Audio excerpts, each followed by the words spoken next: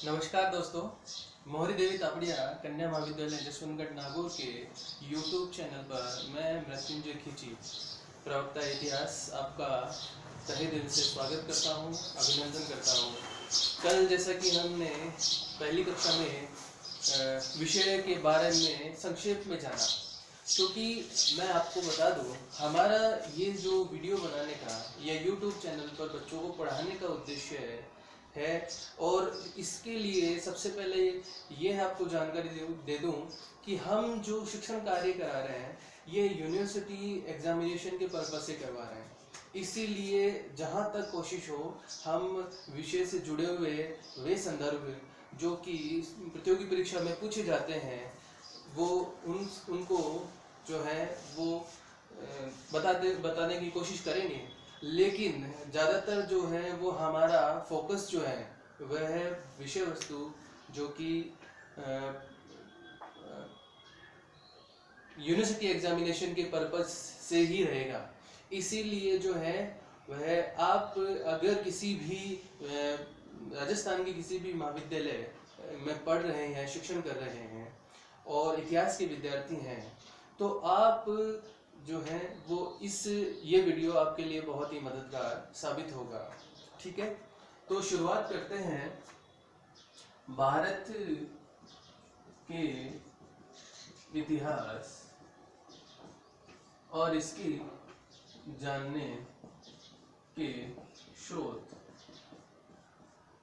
तो सबसे पहले हम देखेंगे कि भारत के इतिहास के बारे में जब स्रोतों पर विचार करेंगे तो इनको 4 भागों में बांटेंगे। पहले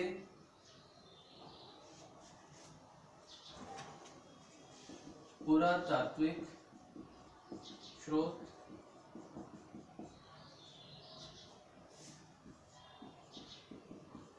साहित्यिक स्रोत,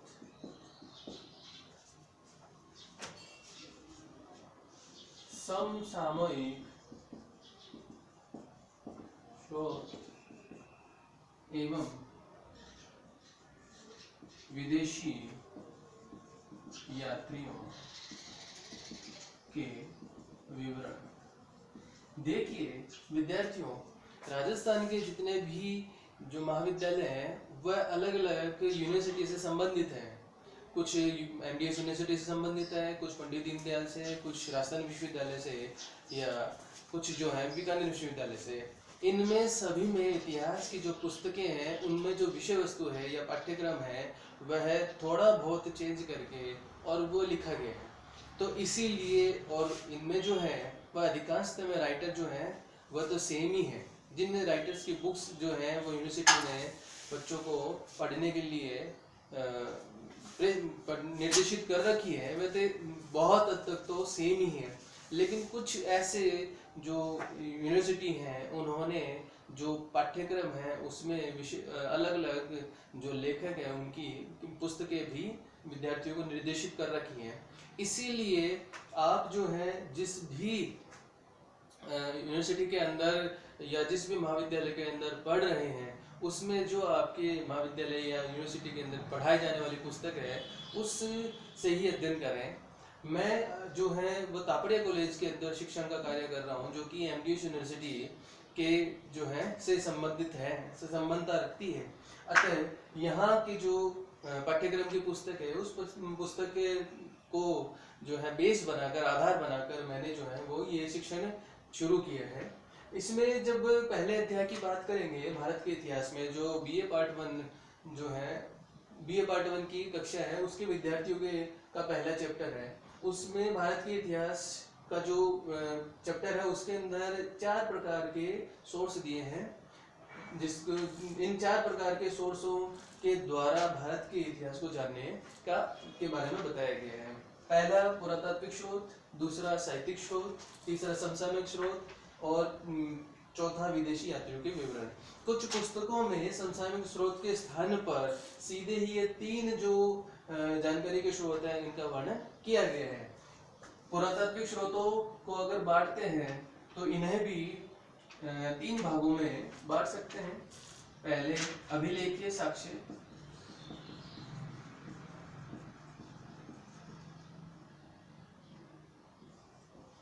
दूसरे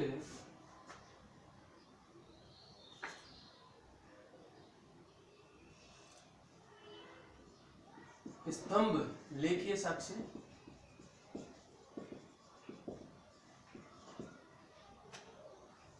तीसरे गुहा लेखीय साक्ष्य। इसके अलावा मुख्य तौर पर तो इनको 3 भागों में बांटते हैं। इसके अलावा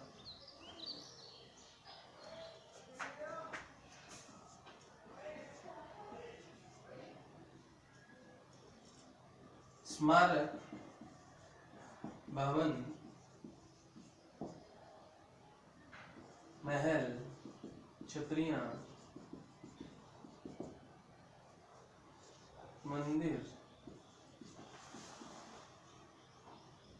सिक्के, मोहरें, इनसे भी जो प्राप्त जानकारी है इन्हें भी पुरातात्विक स्रोतों में हम शामिल करेंगे। वहीं साहित्यिक स्रोतों की अगर बात करेंगे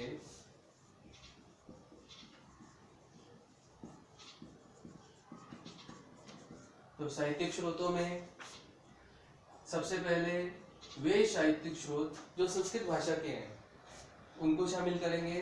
तो उनमें ब्राह्मण ग्रंथ, आरण्य,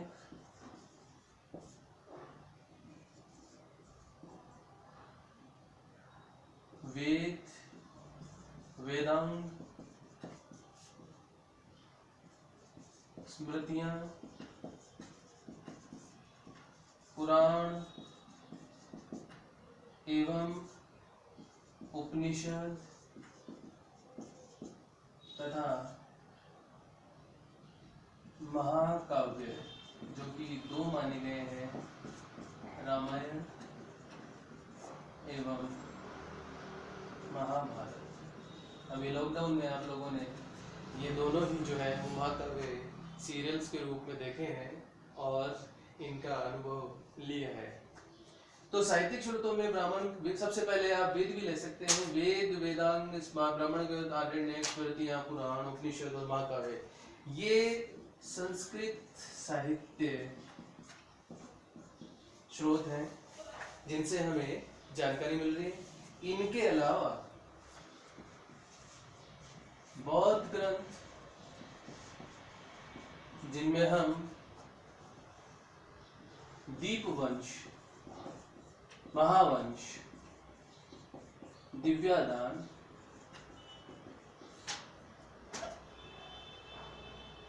आर्य, मंजूश्री, मूलकल्प या जातक,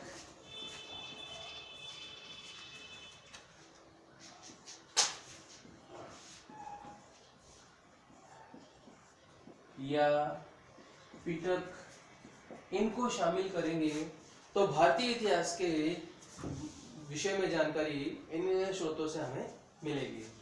अगर हम साहित्यिक स्रोतों में जैन ग्रंथ को शामिल करेंगे तो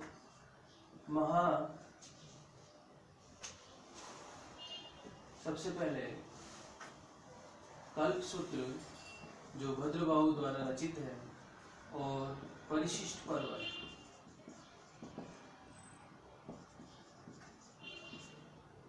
ये भारतीय इतिहास की जानकारी के मुख्य स्रोतों के रूप में हम देखते हैं। इसके अलावा जब हम समसामयिक स्रोतों की बात करेंगे तो कुछ इतिहासकार तो समसामयिक स्रोतों को धार्मिक साहित्य और लौकिक साहित्य दोनों के रूप में अलग अलग बताते हैं, लेकिन कुछ इतिहासकार जो हैं वो धार्मिक साहित्य और लौकिक साहित्य को ही एक ही श्रेणी में रखते हैं, तो उन्हें समसामयिक स्रोतों में गिनते हैं। इन सामयिक स्रोतों से हमारा ये मतलब है कि जो तत्कालीन समय में लिखी गई वे पुस्तकें हैं, जिन पुस्तकों के अंदर कहीं भी भारत के किसी भी राजवंश, राज्य या किसी घटना का उल्लेख मिल रहा है, इनको समसामयिक स्रोतों में गिना गया है।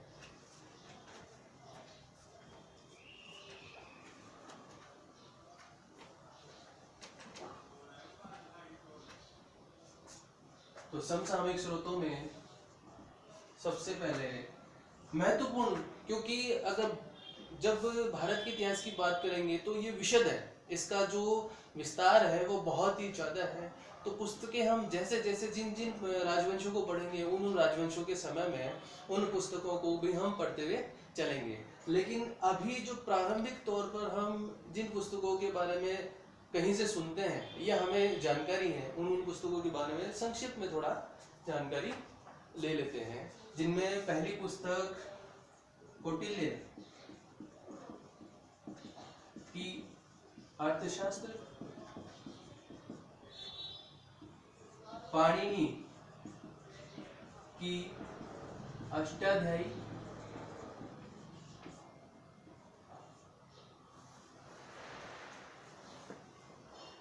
विशाख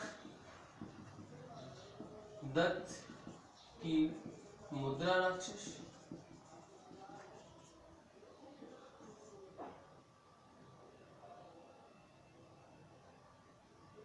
या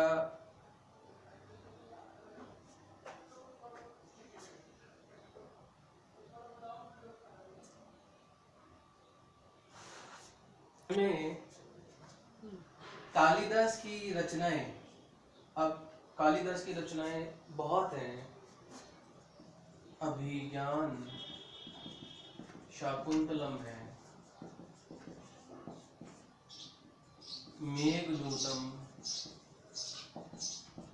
कुमार संभव,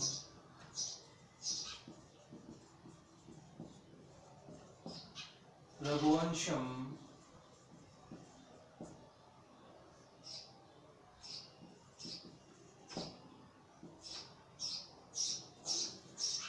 विक्रमो वर्षीय,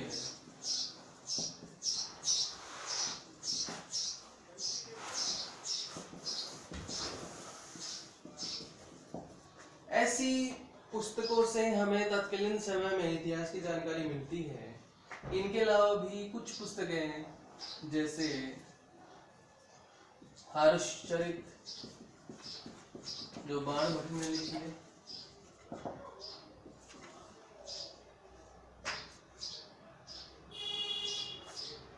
विशाख दत्त की दूसरी पुस्तक देवीचंद्रम गुप्तम, इसके अलावा राज तरंगिणी,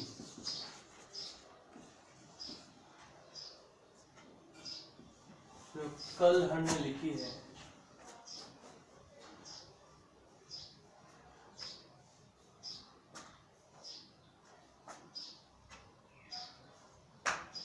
बहुत सी ऐसी पुस्तकें हैं जिन पुस्तकों से हमें तत्कालीन समय में की इतिहास की जानकारी मिल रही है। जैसे कि मैंने आपको पहले ही बताया कि जैसे हम आगे बढ़ेंगे तो अलग अलग राजवंश पढ़ेंगे, उन राजवंशों में हम जो है उनसे जुड़े हुए दरबारी कवि या इतिहासकार और उनके द्वारा लिखी गई पुस्तकें जो हैं वो देखेंगे और पढ़ेंगे।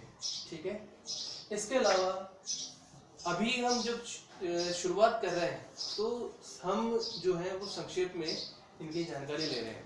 और एक जानकारी और कि जैसे कि हम ये वीडियो की जो है वो शुरुआत घर से ही कर रहे हैं, क्योंकि लॉकडाउन में कहीं भी आना जाना जो है वो वर्जित है, प्रतिबंधित है। तो इसीलिए एक समय सीमा को ध्यान में रखते हुए कि वीडियो इतना ज़्यादा लंबा ना हो कि जिससे जो है वो विद्यार्थियों को उबाऊ बनाए और साथ साथ में जो है वो प्रेषित करने में भी जो है समस्या आए। इसके चलते हम संक्षेप में इन जो है विषयों को देख रहे हैं। ठीक है। और इसी के साथ में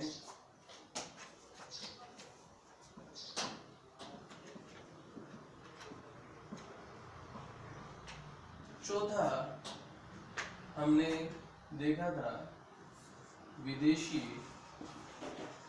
यात्रियों के विवरण, जिनमें सर्वप्रथम चीनी बौद्ध यात्री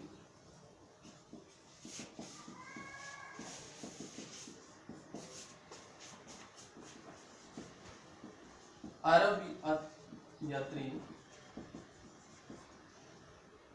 और अन्य शामिल हैं।